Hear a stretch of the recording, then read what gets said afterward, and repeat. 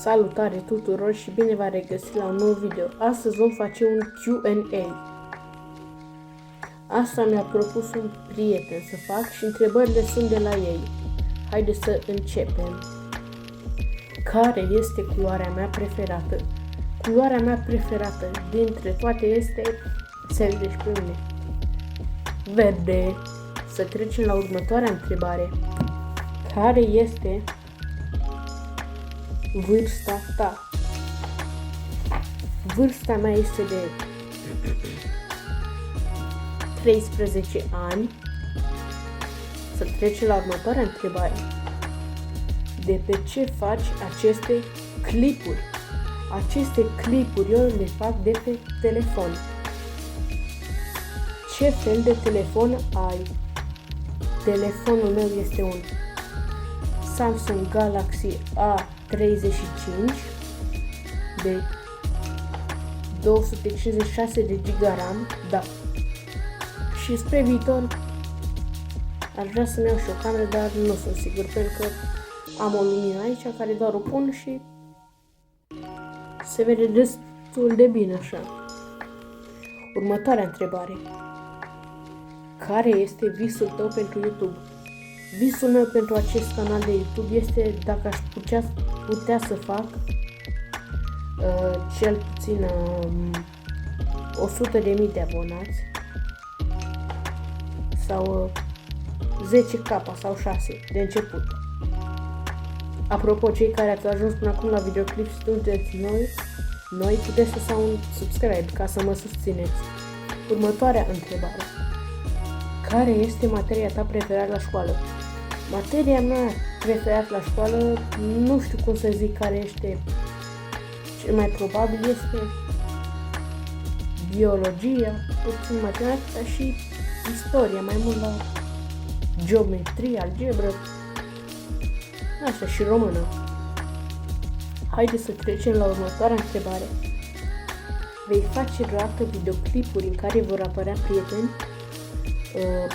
Asta cred că voi face vara sau nu știu. Voi încerca să fac unul sau dacă nu prezentări. Pe viitor, nu știu. Hai să trecem la următoarea întrebare. Ce ai vrea să faci spre viitor? Spre viitor aș vrea să fac o carieră după mine, să lucrez câțiva ani în străinătate și când vin în țară să-mi iau, de exemplu, 2-3 utilaje și aia să-mi iau și, nu știu, alte, nu știu cum zice,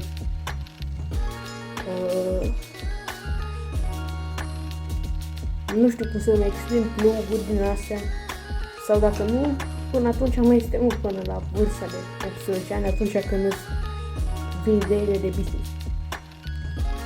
Dar cam asta mi-a prin cap până acum. Să trecem la următoarea întrebare. Ce planuri ai pentru 2026? Pentru 2026 am planul să fac măcar 3000 de abonați. Sau dacă nu, să iau premiul întâi la școală. Încă mă duc în vacanță și poate fac și video, nu se știe. De asta aș vrea.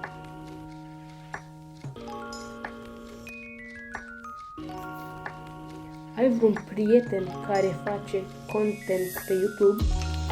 Am avut unul, nu mai știu cum se numește canalul, dar s-a lăsat. S-a ținut destul de bine, părerea mea. Am râs puțin de el la început, pentru că era trendul cu Squid Game, când asta e așa.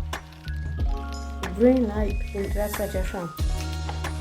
Da, este, nu vreau să dau numele, ca să nu zică după că nu știu ce, că vreau să-mi dea bani pentru... Na, să trecem la următoarea întrebare. Ce animal de companie ai? Animalul meu de companie am avut porumbei, mai mulți, adică animal de companie, și acum am un cățelușă, un ciobănesc de China, sau nu știu cum să-i zic, dar este ciobănesc din China. Este foarte jucăuș, mic și blănos. Îl cheamă Grohi. să trecem la următoarea întrebare. Care este numele canalului tău? Ce întrebare e asta? Se vede clar. Zilo. Mulți prieteni au să zic numele meu real, dar nu cred că este obligatoriu să-l zic, pentru că poate au 11.000 de oameni numele la fel ca mine. Deci Zilo, pentru că am văzut, pentru că mai este cineva care mai are așa nume ca mine pe YouTube, dar e vechi rău. Mi-a părut așa, pentru că eu mi-am combinat din numele meu niște litere și asta mi-a ieșit. Am mai pus și din cap meu și asta mi-a ieșit. Zilo. Aveam și Dormatix, dar Zilo sună mai bine. Haideți să trecem la următoarea întrebare. Când vei face o reacție la un videoclip? Am promis că voi face, dar n-am mai putut face. Aș vrea să fac la primele videouri ale youtuberilor români și asta am în principiu prima dată în gând. Dar poate mă răzgândesc, nu știu, voi posta pe comunitate. Ce îți dorești de la oamenii care se uită la videoclip?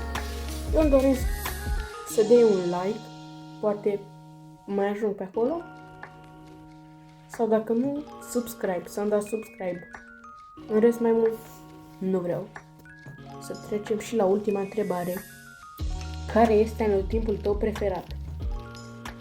Anotimpul meu preferat, din perspectiva mea, este iarna. Stați că mai avem un videoclip aici. Adică nu videoclip. Încă o întrebare. Haideți să trecem și la aceasta și după se încheie videoul. De ce nu-ți editezi videourile pe laptop dacă tot ai? Asta este o întrebare destul de grea. Fiindcă eu încă nu știu cum să editez și am niște aplicații, dar nu prea-și fac rostul și nu le folosesc.